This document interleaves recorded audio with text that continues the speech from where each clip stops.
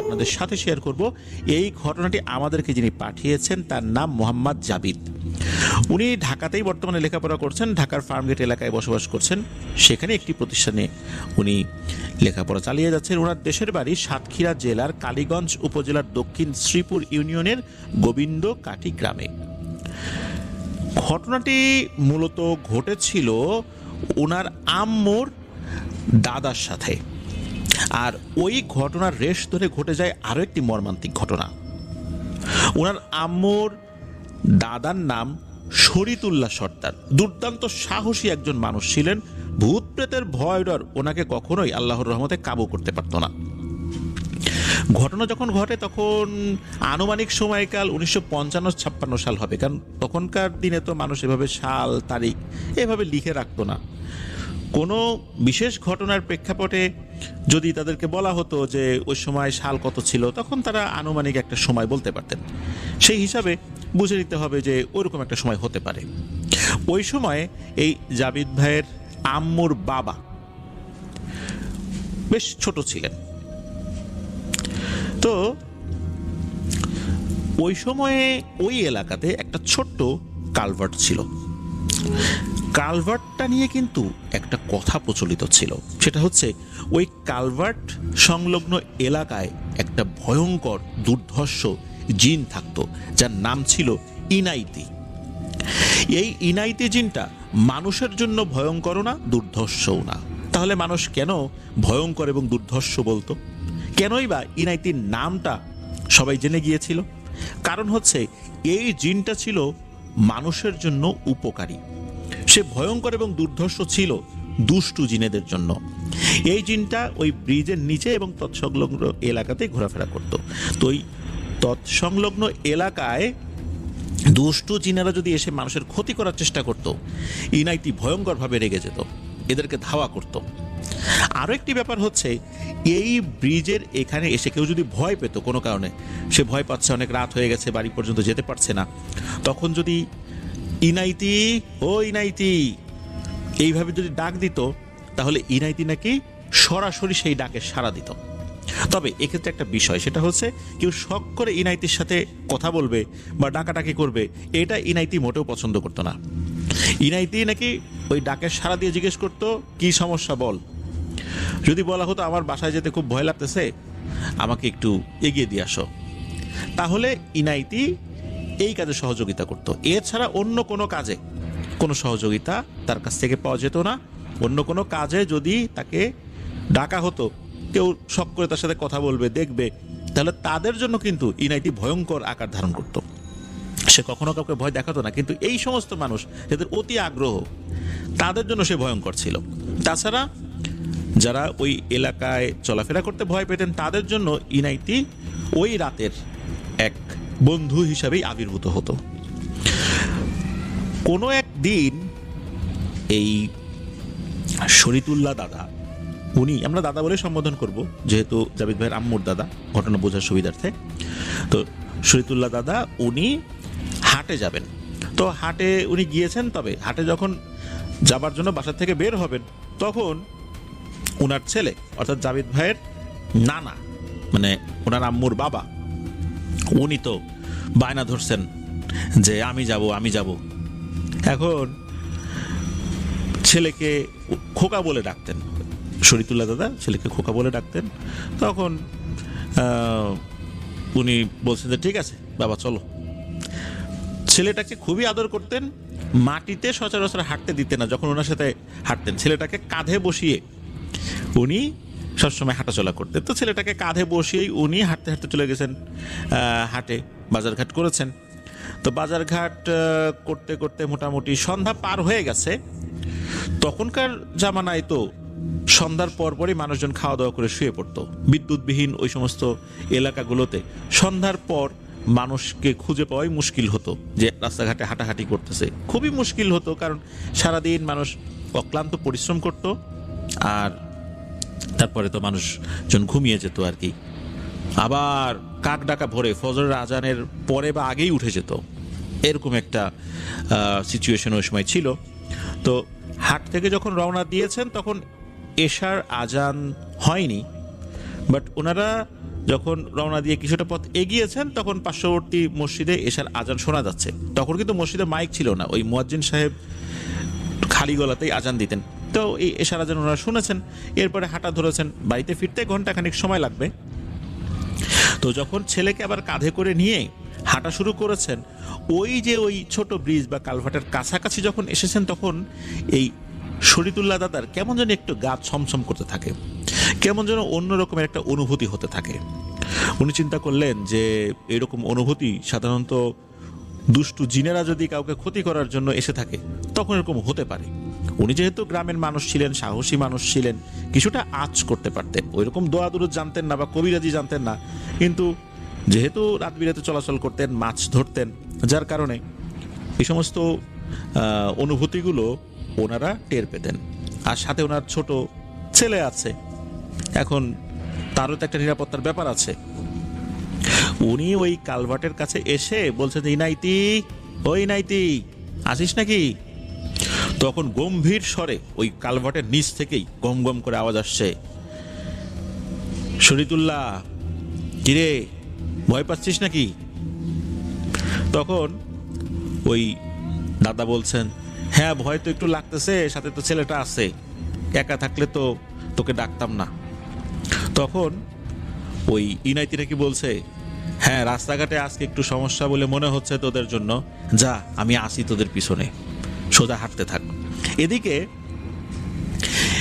এই জাবিদ ভাইয়ের আম্মুর বাবা যিনি, অর্থাৎ জাবিদ ভাইয়ের নানা যিনি, তাকে আবার এই শরীদুল্লাহ দাদা বলছেন যে বাবা তুমি কিন্তু পিছন দিকে তাকায়ও না, সামনের দিকে তাকায় থাকো, পারলে চোখ বন্ধ করে ঘুমাও, আমি তো কাঁধে তোমাকে ধরেই রাখছি। তো কাঁধের উপর উনি বসেছিলেন হচ্ছে ঘাড়ের দুই দিকে পা দিয়ে, এই পাশে এক পা, ওই পাশে আর এক পা, আর ওনার যে দুই হাত, এই দুই হাত আবার শরীদুল্লাহ দাদা ধরে রেখেছিলেন। সুতরাং ঘুমিয়ে গেলে ওনার পড়ে যাওয়ার কোনো সুযোগ নেই। উনি তো চোখ বন্ধ করে আছেন। কিছুক্ষণ পর পর জিজ্ঞেস করছেন, ইনাইতি আসিস না কিরে পেছনে? তখন ওই ইনাইতি জিন বলছে, হ্যাঁ আসি রে, যা সোজা আগা, আমি আসি। তো এইভাবে যেতে যেতে একটা রাস্তা পর্যন্ত চলে আসেন, যেই রাস্তাতে অনেকগুলো তাল গাছ ছিল, প্রায় 30-40টা তাল গাছ এক লাইনে ছিল। তো এই ইনাইতি জিন আবার এই তাল গাছের এরিয়াটা কখনো পার হতো না, তার সীমানা নাকি ওই পর্যন্তই ছিল। এই ব্রিজ তৎসংলগ্ন এলাকা এইটুকুর মধ্যেই ইনাইটি সীমাবদ্ধ থাকতো, কারণ এক একটা এলাকা কিন্তু নাকি ভাগ করা আছে। তো ওই এলাকায় অন্য দুষ্টু জিনেরা আছে, তো তাদের সাথে সে লড়াই করতে যেত না, কিন্তু তার এলাকায় যদি অন্য জিনেরা এসে মানুষকে ভয় দেখানোর চেষ্টা করত, সে সেটা প্রতিহত করত। তো ওই তাল গাছ পর্যন্ত এসে ইনাইটি বলতেছে যে যা এখন চলে যা, আমি তো এরপরে আর যাই না বা যাইতে পারি না, চলে যা, আল্লাহর নাম নিতে নিতে। তো এরপরে শরীদুল্লাহ দাদা তো উনি আগানো শুরু করেছেন। তো ওই যে পেছনে যখন এনআইটি আসছিল তখন কিন্তু একটা শব্দ হচ্ছিল, বোঝা যাচ্ছিল যে এনআইটি আসছে। তো শরীদুল্লাহ দাদা যখন ওই তাল গাছের ওই এরিয়াটা পার হচ্ছেন, হঠাৎ করে ওনার সামনে দিয়ে ঘোত ঘোত করতে করতে বিশাল আকৃতির একটা শূকর ওনাকে ক্রস করে চলে যায়। এত বড় শূকর, এটা কিন্তু উনি কখনোই দেখেন নাই। উনি বুঝতে পারেন যে একটা বিপদ মনে হয় হতে যাচ্ছে, কেননা ইনাইতি তো এখন এইদিকে আসবে না। তারপরও উনি একটু সাহস সঞ্চয় করার জন্য বলছিলেন যে ইনাইতি কি আসিস পিছনে? ইনাইতির আর কোনো আওয়াজ শোনা যায় না। এই পর্যন্ত আসার সময় যতবার জিজ্ঞেস করেছেন পেছন থেকে ইনাইতি আসিস নাকি, ইনাইতি কিন্তু প্রত্যেকবারই আওয়াজ দিয়েছে যে হ্যাঁ আমি আছি, যা সামনে আগা। কিন্তু এখন আর শোনা গেল না। উনি বুঝতে পারলেন ইনাইতি এখন আর পেছনে নাই। এরপর তো উনি হাঁটা শুরু করেছেন। এখন কাঁধের উপর বা পিঠের একটা জায়গায় তো তার ছেলে আছেই। এই ছেলেটার একটা নিরাপত্তার ব্যাপার তো রয়েছে। উনি দ্রুত বাড়ির দিকে আগানো শুরু করলেন। তো আগাতে আগাতে উনি ঝড় বাতাস এরকম কিন্তু দেখেছেন। তো ওনার ছেলে আবার ওই কাঁধের উপর থাকতে থাকতেই কিছুটা ঘুমিয়ে পড়েছে, সে সামনের দিকে ঝুঁকে পড়েছে। তো ওইভাবেই হাত দিয়ে জড়িয়ে ধরে রেখেছেন কাঁধের উপর রেখেই, সে আর এইসব কিছু টের পাচ্ছে না ওইভাবে। ওদিকে উনি যখন এগিয়ে যান তখন ঝড় বাতাস ঠিক ওইটুকুর মধ্যে হয়, আর মাঝে মাঝেই এই শূকরের আকৃতির কিছু প্রাণী দৌড়াদৌড়ি করে। তো এরকম দেখতে দেখতেই আল্লাহর রহমতে উনি বাসায় চলে আসেন, খুব একটা বেশি সমস্যা হয় নাই। তো আসার পর এই জাবিদ ভাইয়ের নানাকে তার মায়ের কাছে দিয়ে দেন। আর তখন শরীয়তুল্লাহ দাদা উনি ওনার স্ত্রীকে বলেন যে এই এই ঘটনা প্রতিমধ্যে তো এটা হয়েছে, ইনাইতি আসছিল একটা জায়গা পর্যন্ত, এরপর থেকে কিছু সমস্যা শুরু হয়েছে। তো এইরকম ঘটনা আসলে গ্রামের প্রেক্ষাপটে অনেকই ঘটে, এই সমস্ত কথাবার্তাও শুনে অভ্যস্ত। আর শরীয়তুল্লাহ দাদার সাথে এই ধরনের ঘটনা এর আগেও ঘটেছে, যেটা ওনার স্ত্রীও জানেন। এগুলো নিয়ে খুব একটা বেশি পাত্তা দেন নাই। আর ইনাইতি যেভাবে মানুষের উপকার করে সেটাও দাদি জানতেন। এর মধ্যে হয় কি, দাদা বলে ওঠেন দাদিকে যে আমি মাছ ধরতে যাব। তখন দাদি আবার বলেন যে এই রাত্রে এই সমস্ত ঘটনা ঘটলো, এখন আবার তুমি মাছ ধরতে যাবা, আজকে রাত্রে যাওয়ার দরকার নেই। এর মধ্যে আবার হয় কি, এই দাদার যিনি ভাই, এই ভাইয়ের ছেলে মানে ভাতিজা, ভাইপো, সে চলে আসছে, এসে বলতেছে ও কাকা মাছ ধরতে যাবা না? তখন বলতেছে ভাতিজা তুই আসছিস? হ্যাঁ মাছ ধরতে যাবো। বলে যে আমাকে নিয়ে চলো। উনি হয়তো বা ওনার স্ত্রীর কারণে একটু চাপাচাপিতে যেতেন না, কিন্তু ওনার ভাইপো চলে আসছে, তখন উনি সিদ্ধান্ত নেন যে যাবেন। আর ভাইপোকে নিয়ে সাধারণত রাতের বেলা যেতেন না, ভাইপোর বয়সও অত বেশি ছিল না। তখন উনি বললেন, অবশ্য একবার বলেছিলেন যে ভাতিজা তুই বাসায় যা, আজকে তোর যাওয়ার দরকার না, আমি একাই মাছ ধরতে যাব। তখন বলে যে না কাকা, আমি বাসা থেকে বলে আসছি যে মাছ ধরতে যাব, আমি যাব এখন। কি আর করা, ভাইপোকে নিয়ে মাছ ধরার জন্য বিলের দিকে বেরিয়ে গেছেন। মাছ ধরার যে সমস্ত সরঞ্জামাদি সেগুলো নিয়ে বের হয়েছেন। তো ওনারা এক ধরনের মাছ ধরার ফাঁদ ব্যবহার করতেন। আমাদের ফরিদপুর রাজবাড়ী অঞ্চলে এগুলোকে ঘূর্ণি বলে, এক এক এলাকায় এক এক নামে এটা অভিহিত করা হয়। পানির স্রোতের দিকে এগুলো যদি পেতে রাখা হতো, তখন মাছ এর মধ্যে ঢুকে যেত কিন্তু বেরোতে পারতো না। সাধারণত ছোট ছোট মাছ এগুলোতে আটকা পড়তো, বড় বড় মাছ এগুলোতে আসলে আটকা পড়তো না, কারণ বড় মাছ এগুলোর ভিতরে ঢুকতেই পারতো না। এগুলোতে মাছ একবার ঢুকে পড়লে আর বের হতে পারতো না। আর এই জায়গার যে ফাঁকা অংশগুলো ছিল, এদিক দিয়ে পানি আবার অন্য পাশ দিয়ে বের হয়ে যেত, মাছগুলো শুধু ওর মধ্যে আটকা পড়তো। এরকম কিছু জিনিস ওনারা নিয়ে বের হয়ে যান। যে সমস্ত জায়গাগুলোতে ওইটা পাতার দরকার, ওখানে গিয়ে ওনারা ওটা পেতেছেন। পাতার পর ওনাদের একটা টং ঘর ছিল, ওই টং ঘরের দিকে আগানো শুরু করেছেন। চিন্তা করেছেন যে এখানে অপেক্ষা করি, ঘুমাই, ভোরের দিকে গিয়ে এই ঘূর্ণিগুলো তুলব। ওনারা যখন টং ঘরের দিকে আগানো শুরু করেছেন, তো ওনারা একটা অদ্ভুত জিনিস দেখেন যে অনেকগুলা ছোট ছোট ছোট ছোট আলো এক জায়গা গোলাকৃতি একটা শেপ তৈরি করেছে, একটা সার্কেল তৈরি করেছে, তার মধ্যে অনেকগুলো ছোট ছোট ছোট ছোট আলো, এবং আলোগুলো একটু নড়াচড়া করছে। ওই গোলাকৃতি শেপ ধারণ করলেও নিজের অবস্থান থেকে একটু নড়াচড়া করছে। উনি চিন্তা করেন যে জিনিসটা কি। উনি দূর থেকে বলছে, এই কারা তোরা, কি করিস? যখন এটা বলেছে, এই আলোগুলো হলো কি সামনের দিকে বিচ্ছিন্ন হয়ে চলে যেতে থাকলো, মানে খুব জোরে ছোটাছুটি করে এদিক ওদিক চলে গেল, কিন্তু পেছন দিকে না, সামনের দিকে এগিয়ে যেতে থাকলো আর কি, এলোমেলো ভাবে। তখন এই শরীয়তুল্লাহ দাদা এবং ওনার ভাতিজা দুজনই কিন্তু দূর থেকে দাঁড়িয়ে এটা দেখছেন। এরপর ওনারা দেখতে পেলেন এই আলোগুলো যেখানে গিয়ে দাঁড়িয়ে গেল, দাঁড়ানোর পর এই আলোগুলোর সাথে একটা শেপ রয়েছে, 1 ফুট উচ্চতাও হবে না এরকম একটা শেপ। এদের হাতেই মূলত আলো, আর এই আলো দিয়ে পানির উপরের যে পোকামাকড়, মাছ না পোকামাকড় আছে, পানির উপর যে পোকামাকড়গুলো ভেসে বেড়ায়, কিছু কিছু পোকামাকড় থাকে, তারপরে কাঁকড়া থাকে পানির ভেতরে। ওখানে তো পানি কম ছিল, দেখা যাচ্ছে যে ওরা এই জিনিসের মতো কিছু জিনিস তুলে খাচ্ছে। এদের চেহারাটা স্পষ্ট বোঝা না গেলেও এদের আকৃতি যে 1 ফুটেরও কম এটা বোঝা যাচ্ছে। আর হাতে আলো, এটা কি হারিকেন নাকি এটা বোঝা যাচ্ছে না, তবে হারিকেনের আলো যেমন খুব অল্প হয়ে থাকে, আলো নড়াচড়া করে, নিভু নিভু হয়, ওরকম না, ছোট্ট একটা লাইটের মতো একভাবে চলে আছে এগুলো। এরপর এই যে ভাতিজা যিনি, উনি বলতেছেন যে কাকা এগুলা কি?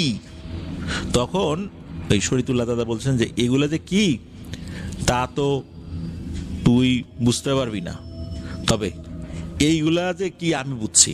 ভয়ের কোনো কারণ নাই, দাঁড়ায় থাক, দেখ আমি কি করি। তখন এই শরীয়তুল্লাহ দাদা করেছেন কি, চিৎকার করে বিশ্রীভাবে গালিগালাজ শুরু করছেন ওইগুলোকে উদ্দেশ্য করে, এই তোরা কেন আসছিস এখানে, যা ভাগ এখান থেকে, এই সমস্ত তো বলছেন। এর ভিতরে যত গালিগালাজ করার দরকার উনি করছেন। তো এরকম বিশ্রীভাবে গালিগালাজ যখন উনি করছেন চিৎকার করে করে, হঠাৎ করে হয় কি, ওই আলোগুলো যেভাবে বিক্ষিপ্তভাবে ছড়িয়ে গিয়েছিল, ওরা মনে হলো আবার সব একই রকম ভাবে এক জায়গা হয়ে গেল অল্প সময়ের মধ্যেই। সাঁ করে সবগুলো এক জায়গায় চলে আসলো, গোল একটা সার্কেল ধারণ করলো। এইবার এই সার্কেল থেকে একটা লাইন হয়ে গেল, একটা লাইন হয়ে ওরা অন্যদিকে আগানো শুরু করলো। বেশ অনেকটা পথ আগাতে আগাতে আগাতে একটা সময় মনে হলো যে এগুলা মিলিয়ে গেছে। এরপর ওনারা ওই টং ঘরের দিকে আগানো শুরু করেছেন। টং ঘরের ভিতরে চলে যান, দুজন গিয়ে টং ঘরে শুয়ে পড়েন। তো যখন শুয়ে পড়েছেন, দুজনই ঘুমিয়ে গেছেন, হঠাৎ করে একটা আওয়াজে ঘুম ভেঙে যায় দুজনেরই। এই যে ভাতিজা যিনি, উনি বলছেন যে ও কাকা, মনে হয় ঘূর্ণির মধ্যে বড় কোনো মাছ পড়ছে, এত বড় মাছ পড়ছে, বেরোতেও পারতেছে না, ঢুকতেও পারতেছে না, এরকম শব্দ করতেছে, তাড়াতাড়ি গিয়ে মাছটা নিয়ে আসতে হবে।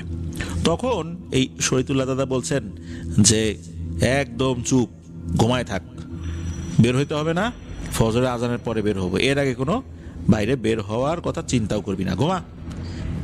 তো এরকম ভাবে মৃদু ধমক দিয়ে ভাতিজাকে ঘুম পাড়াই দিচ্ছেন, উনিও ঘুমাই গেছেন। কিছুক্ষণ পর ভাতিজার ঘুম আবারও ভেঙে যায় সেই একই রকম শব্দে। এইবার ভাতিজা চিন্তা করেন যে কাকার কথা শুনলে হবে না, মাছটা যদি আবার চলে যায়, এত বড় মাছ, ছোট ছোট মাছ ধরার জন্য আসছি, যদি বড় মাছ পেয়েই যাই তো ক্ষতি কি, কাকাকে আর জাগানোর দরকার নেই, আমি নিজেই উঠি। এই ছেলেটা শরীয়তুল্লাহ দাদাকে না ডেকেই চুপি চুপি ঘর থেকে বের হয়েছে। ঘর থেকে বের হওয়ার পর সে ওই শব্দের উৎস কোথা থেকে আসছে, কোন ঘূর্ণিতে ওই জিনিসটা পড়েছে, ওই উৎস ধরে ধরে ওইখানটাতে সে যাচ্ছে। যেতে যেতে ওখানে চলেও আসছে, দেখে সত্যি সেখানে বেশ বড় আকৃতির একটা মাছ আটকে গেছে। সে কি করেছে, ওই মাছটাকে ছোটানোর চেষ্টা করেছে, সফল হয়েছে। ওই মাছটাকে সে যখন হাতে নিয়েছে, তখন ঘটে একটা ভয়ঙ্কর ঘটনা। ওই মাছের মুখটা অনেকটাই মানুষের মতো, আর এই ভাতিজার দিকে তাকিয়ে খুবই বিশ্রীভাবে হি হি করে হেসে দিয়েছে। যখনই এটা হয়েছে, প্রচন্ড জোরে এক চিৎকার দিয়েছে, ওখানে সেন্সলেস হয়ে পড়ে যায়। তার চিৎকার এদিকে কাকার ঘুম ভেঙেছে, কাকা দেখে যে ভাতিজা পাশে নাই। তখন তো এই শরীয়তুল্লাহ দাদা উনি তো দ্রুত বাইরে বের হয়েছেন, বের হয়ে যা চিন্তা করেছিলেন সেটাই দেখে যে তার ভাতিজা পড়ে আছে।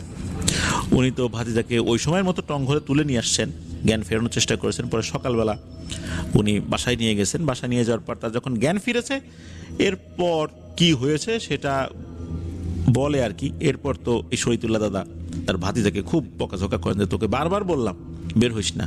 সে ভাজে বসে, কাকা আমি বুঝতে পারিনি যে এই ঘটনা হবে। এরপর ওই ছেলেটার মারাত্মক জ্বর আসে। সে আসলে এতটাই ভয় পেয়েছিল, সে ভয়ের খোলে পড়ে গিয়েছিল। আমরা অনেক সময় বলি না, ভয়ের খোলে পড়ে যাওয়া, অর্থাৎ এমন ভয় পাওয়া যার চিকিৎসা আসলে করাটা অসম্ভব। এই ভয়ের কারণে মানুষ মারা যায়। 7 থেকে 8 দিন সে জ্বরে ভুগে মারা যায়। প্রিয় লিসেনার্স, ঘটনা এ পর্যন্তই। তবে ইনাইতি জিনের অস্তিত্ব এখনো আছে কিনা তা আমরা জানতে পারিনি। সে এখনো হয়তো বা আছে, কারণ জিনেদের সময়গুলো আর আমাদের সময়গুলোর মধ্যে অনেক পার্থক্য রয়েছে। ওদের বয়সের একটা ধাপ অতিক্রম করতে যে সময় পার হয়, সেখানে আমাদের 2-3 জেনারেশন পার হয়ে যায়। অর্থাৎ 2-3 জেনারেশন বলতে বোঝাচ্ছি যে আমরা, আমাদের সন্তান, তাদের সন্তান, এরকম পার হয়ে যায়।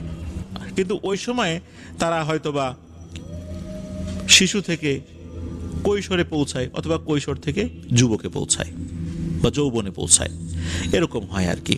হয়তোবা ইনাইতি জিনটা এখনো থাকলেও থাকতে পারে ওই এলাকায়। ইনাইতি জিন নিয়ে যদি আরো কোনো ঘটনা থাকে, তাহলে জাবিদ ভাইকে পাঠানোর অনুরোধ করব আমাদেরকে।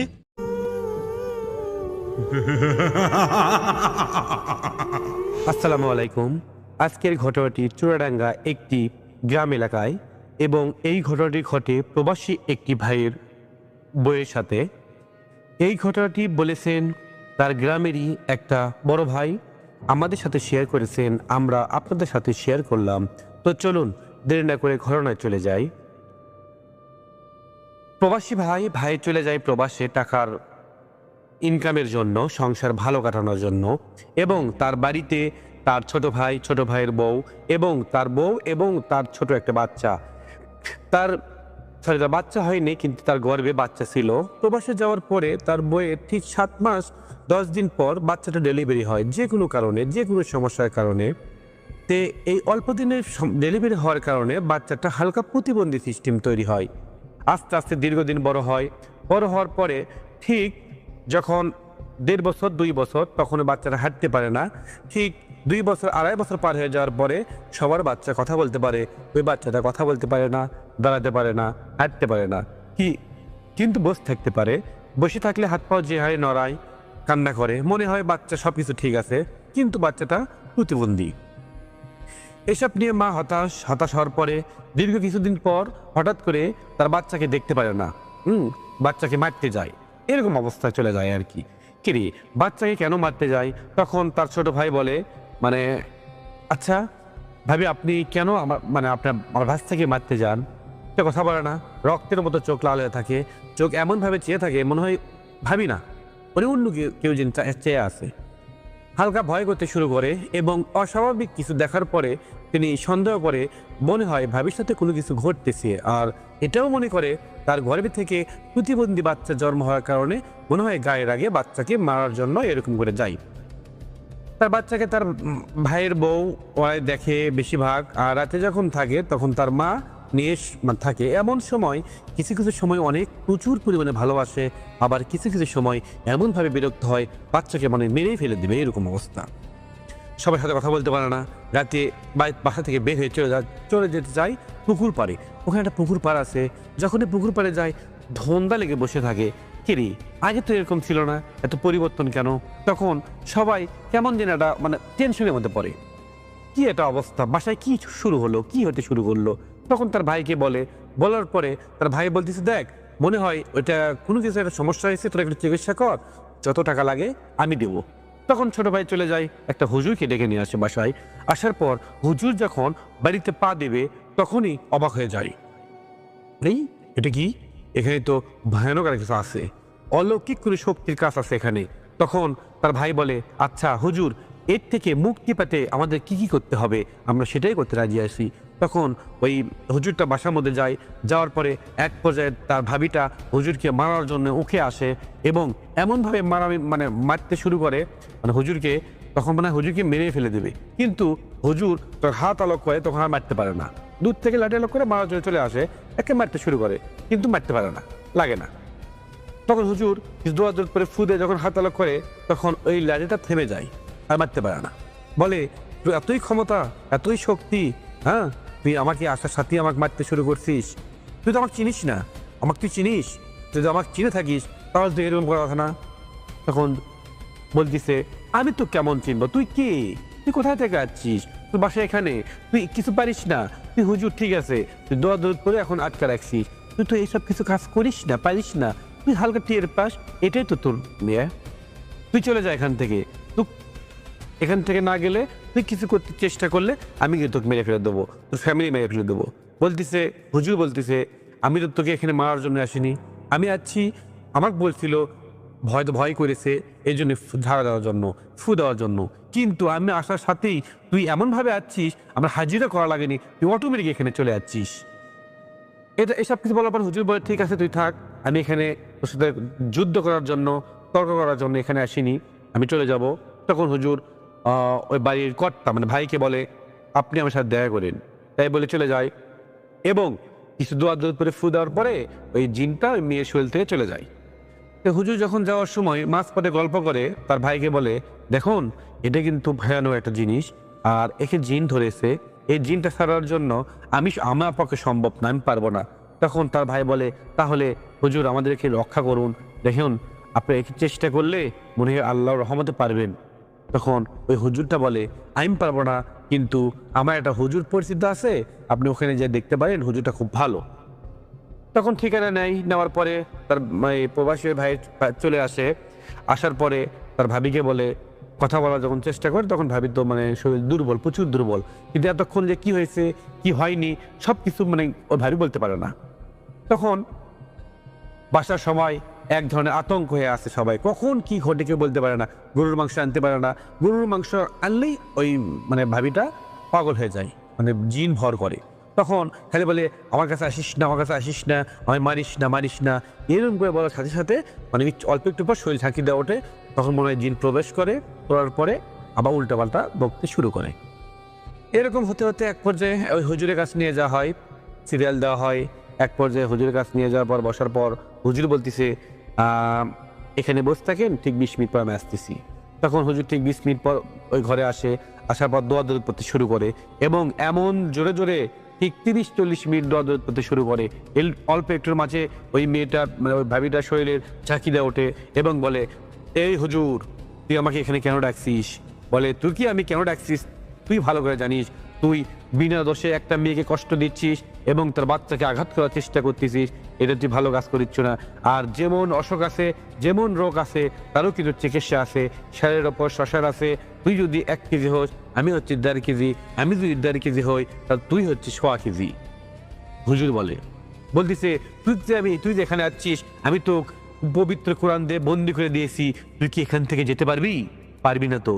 তখন ওই জিনটা বলে, আমি এখান থেকে যেতে পারবো না, কিন্তু আমি এখান থেকে মুক্তি হলে আমি আর এখানে আসবো না, আমি চলে যাব লাবাম দেশে, মানে জিনিকের দেশের নাম হচ্ছে লাবাম জিন, আমি লাবামে চলে যাব, আমি এখানে আসবো না। তখন হুজুর বলে, তাহলে তুই কেন এখানে ছিলি, কেন এই পৃথিবীতে ছিলি? থাকার পরে এই মেয়েকে ডিস্টার্ব করতেছিস, এই মেয়েকে কষ্ট দিচ্ছিস, এটা কোন অপরাধে তুই মেয়েকে কষ্ট দিচ্ছিস? বলে, আমার অন্যায় করছে, আমায় কষ্ট দিছে এবং সর্বপ্রথম ভুল হচ্ছে এই মেয়ের, এই জন্য আমি মেয়েটার সাথে আসি। তখন হুজুর বলে, মেয়েটা তো কি করছে বল? তখন বলে, আমি পুকুর পাড়ে বসেছিলাম, সন্ধ্যের দিকে ওই মেয়েটা হেঁটে যাওয়ার সময় আমাকে লাথি মারে এবং আমি প্রচুর কষ্ট পাই, আঘাত পাই, এই জন্য প্রতিশোধ নেওয়ার জন্য আমি এখানে আসছি, কিন্তু আমি সাইমনকে মেরে ফেলে দেবো। তখন হুজুর বলে, সাইমনকে? কোন সাইমন? তুই কোন সাইমনকে মারার জন্য হুমকি দিচ্ছিস? তখন বলে, তার ছেলে, এই যে প্রতিবন্ধী যে ছেলে ছিল, ছোট বাচ্চা ওখানে বসে আছে, তখন ওই বাচ্চাকে মেরে ফেলে তাদের হুমকি দিচ্ছে হুজুরের সামনে। হুজুর বলতেছে, তুই এত বড় সাহস, তুই লোহার শিকলে বন্দি থেকে তুই আমার সামনে আমার রোগীর বাচ্চাকে মারার জন্য চেষ্টা করতেছিস এবং হুমকি দিচ্ছিস, তো সাহস দেখে আমি বাঁচি না। তখন ওই জিন বলে, আমি যেটাই করো না কেন আমি এখান থেকে চলে যাব, আর আসবো না, কথা দিলাম। তখন হুজুর বলে, তুই তাহলে যদি ভুল করে থাকিস তাহলে তুই কান ধরে উদ্বস কর। বলছিস, আমি কোনো ভুল করিনি। তুই কেমন করে ভুল করিসনি? বলতিছে, আমাকে কষ্ট দিয়েছে, আমাকে মারছে, আমাকে লাথি মারছে, এই জন্য আমি ওর সাথে আসি। এবং হুজুর বলতেছে, এই পৃথিবীতে জিন জাতিকে মানুষ কখনো দেখতে পারে না এবং জিনেরা মানুষকে দেখতে পায়। তুই যখন ওখানে বসেছিলি তখন ওই মেয়েটা হেঁটে যেত, কিন্তু তুই তো ওই মেয়েকে দেখছিস, তখন তুই তো সরে বসতে পারতি, মেয়েটা চলে যেত, কিন্তু তুই ওখানে বসেছিলিস, মেয়ে তো আর তোকে দেখে পায়নি, ওখান দিয়ে চলে গেছে, তাহলে মেয়ের দোষ কোথায় থেকে আসলো? বলতেছে, না আমি এত কিছু মানি না, কিন্তু আমি ওই মেয়েকে ছাড়বো না। ওই মেয়েকে কেন কষ্ট দিস? তখন বলতেছে, এই মেয়েকে কষ্ট দিতে আমার ভালো লাগে। কি কষ্ট দিস? বলতেছে, গলা চাপ ধরে থাকি, রাতের মধ্যে বাড়িতে বের হয়ে নিয়ে যাওয়ার জন্য চেষ্টা করি, বাচ্চাকে সহ্য করতে পারি না, বাচ্চাকে শুধু মারতে যাই, প্রকৃতির বাতাস নিতে চাই এবং আমি ওখান থেকে আসতে চাই না, সব সময় সারা জীবন ওখানে আমি থাকতে চাই। হুজুর বলে, তুই যেটা বলবি সেটাই তো হবে না, তুই বিনোদনে অনেক কষ্ট দিয়েছিস, আর না, তোর কষ্ট এবার শেষ, তুই ভালো করে মনে রাখিস, এরপর থেকে তুই এখানে কখনো আসতে পারবি না। তুই যে আমি এখানে বন্দি করছি, তোর কোনো বাপ শত্রু এবং তোর কোনো বন্ধু অথবা তোর কোনো ওস্তাদ আছে নাকি গুরুমা যে তোকে এখান থেকে ছেড়ে নিয়ে যাবে? বলতিছে, হ্যাঁ আমার আছে, আমার লোক আছে, কয়জন? 3 জন আমার সৈনিক আছে, ওরা এসে আমাকে নিয়ে যাবে।